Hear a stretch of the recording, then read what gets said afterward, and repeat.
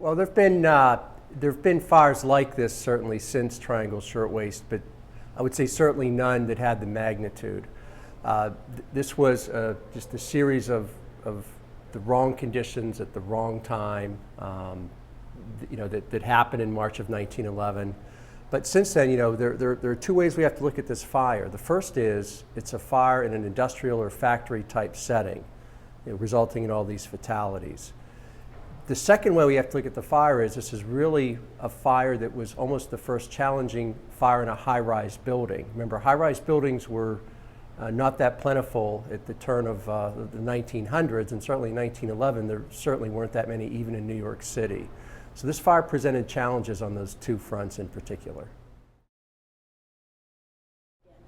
Well, in terms of the conditions, absolutely. I think when we look at some of the recent fires in industrial type settings, power plants, food processing plants, and so on, we tend to see some of the same themes. We see themes like inadequate exits, locked exit doors, it has one example.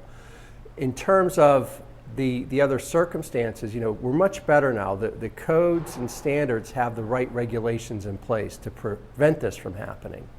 But without proper enforcement of those codes and regulations by either authorities having jurisdiction, building code officials, fire marshals, federal agencies like OSHA, without those routine and regular inspections, the conditions can present themselves again, unfortunately.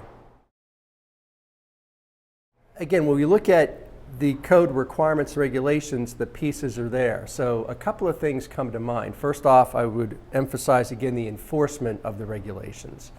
Number two is looking at what I might refer to as some of the businesses that are kind of run off the books.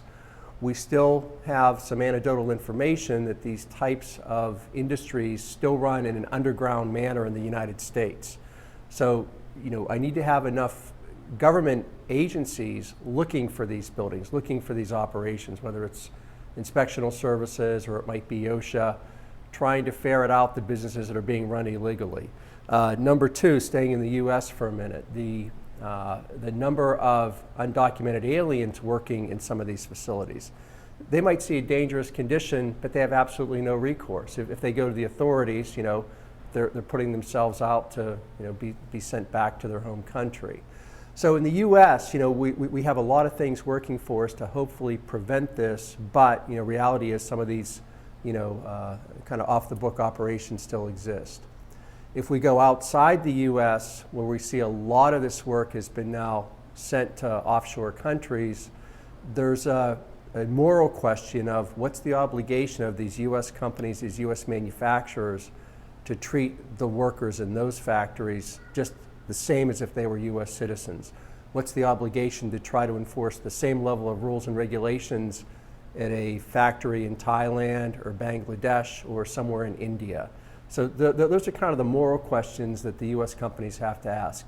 Should we be applying NFPA rules and regulations in these offshore operations as well?